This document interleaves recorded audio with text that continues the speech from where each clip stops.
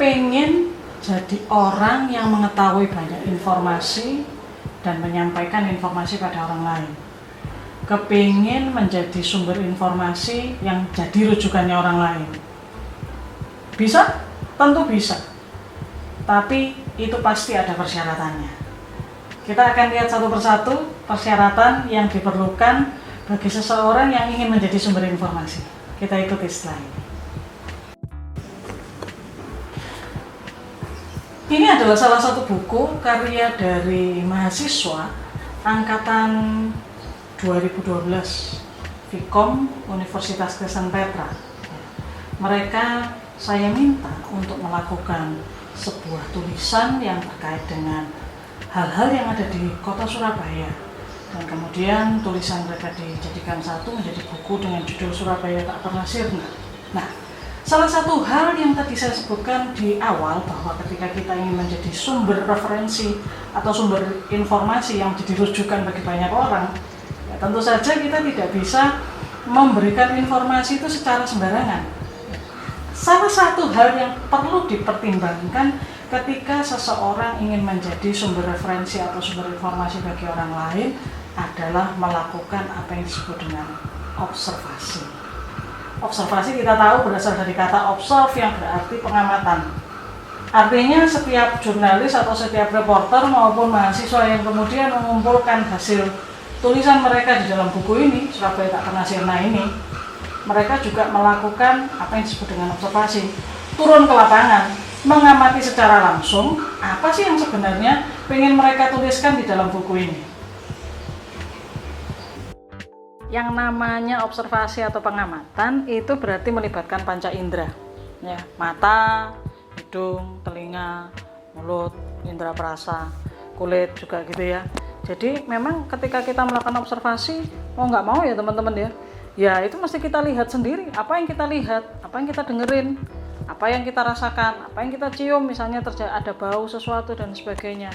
Nah, dengan melibatkan seluruh panca indera itulah maka kita akan benar-benar mendapatkan sebuah pengalaman yang memang bersifat, mungkin di satu sisi kita ngomong pengalaman ini bersifat personal begitu ya, tetapi itulah yang kemudian bisa memberikan sebuah warna pada tulisan kita nantinya. Sebab apabila kita itu tidak turun lapangan sendiri, tidak melakukan observasi sendiri ketika melakukan liputan-liputan, contohnya ini ya, ini ada satu teman yang menulis tentang kapal pahlawan di kota pahlawan, gitu ya. Nah, si mahasiswa ini atau alumni ini pada saat itu dia langsung sendiri turun ke lapangan, ke museum kapal selam yang ada di Surabaya Pusat. Dia melihat sendiri situasi kapal selam yang kemudian menjadi monumen dan kemudian menjadi museum kapal selam itu. Dengan demikian dia bisa menceritakan dengan baik tentang hal apa yang dia rasakan ketika dia sedang berada di dalam kapal, sedang berjalan dari satu ruang ke ruang yang lain. Itulah yang diperlukan di dalam sebuah observasi, kawan-kawan. Dengan demikian ketika kita menulis, maka kita menunjukkan keterlibatan kita pada peristiwa tersebut. Kita bisa saja mengambil atau mereproduksi tulisan yang sudah pernah ada, ya, apalagi sekarang musim internet ya kawan-kawan ya. Apa sih yang nggak ada di internet, katakanlah gitu. Kita ngeklik atau mengetikkan satu kata kunci yang kemudian kita search melalui search engine, maka kita akan bisa mendapatkan banyak sekali tulisan yang terkait dengan kata kunci yang kita masukkan tadi. Nah, tetapi di dalam konteks jurnalistik, saya menyarankan sebaiknya kita tetap menggunakan salah satu teknik reportase yang disebut dengan observasi, seperti yang sudah kita bahas sebelumnya. Nah, mengapa? Karena ketika kita itu melakukan teknik observasi, maka kita sebenarnya sedang melatih panca indera kita. Nah, ini perlu kita pahami bersama-sama ya kawan-kawan ya, bahwa melatih panca indera kita itu sesungguhnya tidak hanya melulu hanya untuk kita atau kita pergunakan untuk melakukan sebuah tugas. Katakanlah kalau teman-teman adalah mahasiswa jurnalistik, wah ini tugasnya perlu turun ke lapangan, perlu observasi, maka saya harus melatih panca indera saya dengan supaya tugas observasi ini terlampaui. Tapi bukan itu kawan-kawan. Yang kita sebut dengan melatih panca indera kita itu juga nantinya bisa kita pergunakan loh untuk kehidupan kita sehari-hari ya.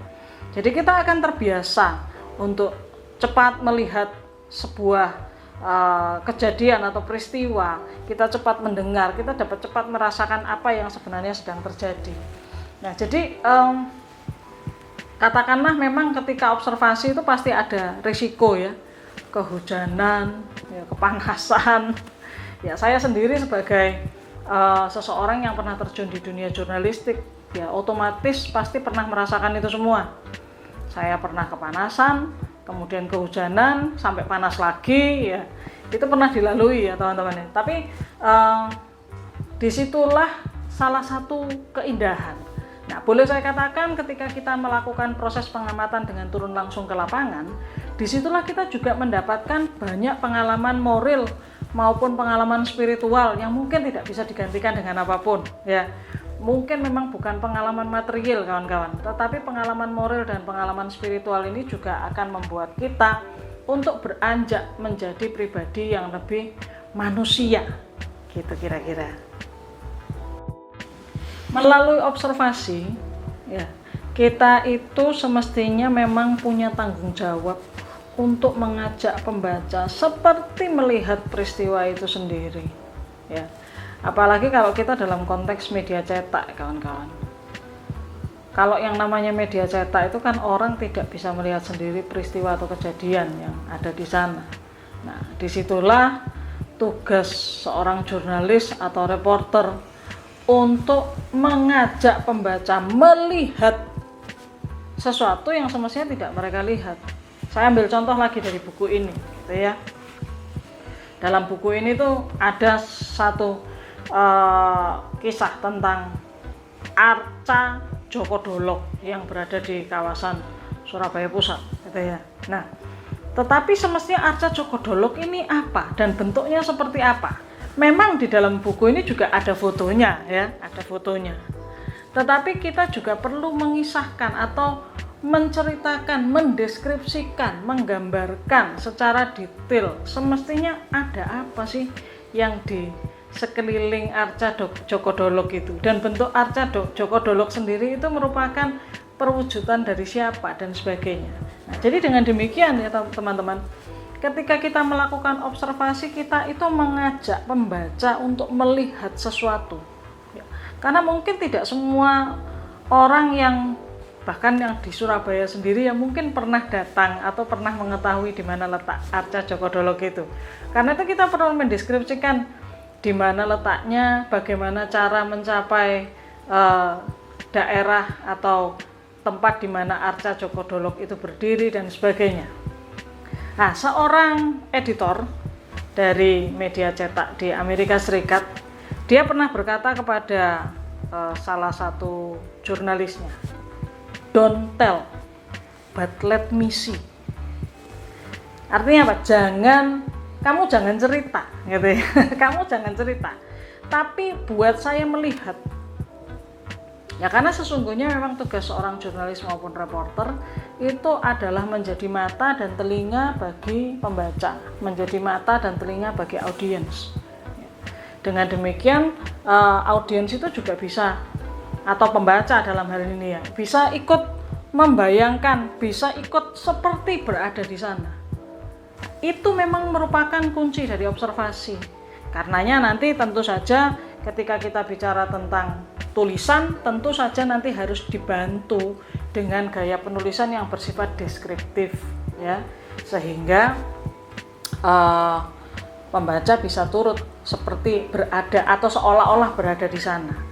Nah, tetapi tulisan deskriptif ini juga tidak akan bisa jalan atau tidak akan bisa dilakukan apabila kita sendiri tidak melakukan observasi atau tidak turun ke lapangan atau tidak melakukan pengamatan langsung gitu ya. Kalau misalnya ditanya, lapangannya besar, sebesar apa?